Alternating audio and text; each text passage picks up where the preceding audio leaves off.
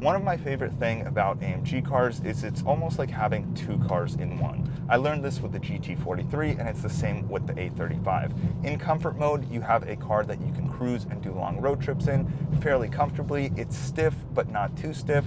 It's also fairly quiet in the cabin, and the seats are comfortable as long as you can adjust the lumbar support to your liking. And it's an easy car to drive with one hand. The transmission is pretty smart, the 7-speed DCT. It will keep it in a higher gear, and you could see the shift right there from 5th to 6th. I wouldn't have even known that the car shifted other than the fact that the number changed here. These shifts are super smooth, they happen super quickly, and you don't even have to think about it. And then when you want the car to be a little bit more of an animal, you can just twist this into Sport Plus mode. It will drop gears for you, and thanks to the all-wheel drive system, the car grips the roads like a beast. Now, what I also really like is in Sport Plus, the sound changes a lot. You get a lot more intake noise. You also get the exhaust pops on the downshift. Hopefully you can hear them.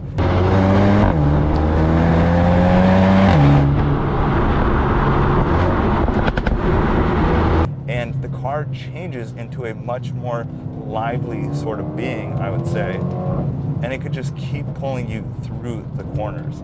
So this car has impressed me immensely in its driving capabilities. I found it very exciting to drive, and the steering weight, although it doesn't change for me between comfort and sport mode, or I'm rather not noticing the change, the steering is very direct. It's still responsive. I can feel what's going on with the front of the car, and I can also feel when the front is starting to pull. And to go along with the power, the brakes right here, if I slam on them, I'm not even past 60% of the brakes right there, and they feel fantastic. So thankfully this car has both great power and great braking, and it sounds very good.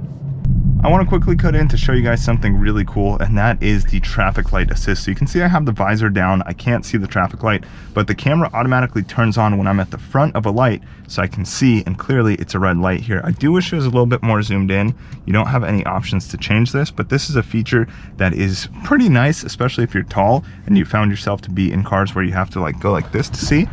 The second thing is this car is very easy to U-turn. The turn radius is very small, and I also want to show you how easy it is to do launch control, which I'll show you in a moment. But for now, I want to mention that this car has a lot of inertia, or it's what you could consider a momentum car. Once you get up to speed and you let off the throttle, it actually keeps that speed for quite a while. So we will get up to 65 miles an hour here. So I'm just gonna put my foot down. See, boost kicks in. All right, we're at about 68, and I took my foot off. And you can see we're gonna keep cruising at a pretty good rate of speed. In some other cars, when you let off the gas, it will drop like 10 miles an hour within a matter of seconds. This one just keeps on coasting, and you feel this when you're driving on the city streets. You also feel it when you're driving the mountains, and it's pretty nice. It's really nice between corners. You don't have to be heavy on the throttle, and also when you want to have fun with it, again, put it in Sport Plus, foot down, and you can have a blast. Now, another thing I want to mention with the car is the fact that it does have some small nuances. And what I mean by that is the air conditioning, and this is essentially the one nuance that I found. The air conditioning control, you can change the temperature for the driver and the passenger with this controller here, but I actually can't see it from my point of view what the temperature is because it's hidden by the steering wheel here. So if we switch to the other camera, you can see that I'm changing the temperature. It's going up, now it's going down. Temperature is right there. I can see it for the passenger side, but not for the driver because of the steering wheel placement. And so I found that to be a little bit annoying. I know I can go into full screen mode to get the AC there, but it doesn't work for me in terms of functionality when I'm driving. I don't want to have to click a button. I want to just be able to see what the temperature is. The other thing that I found a little bit strange is that Apple CarPlay is not full screen in the car. And I don't know why that is. The display is very nice. It's also got, hey Mercedes, how can I help? Turn on driver's seat heating.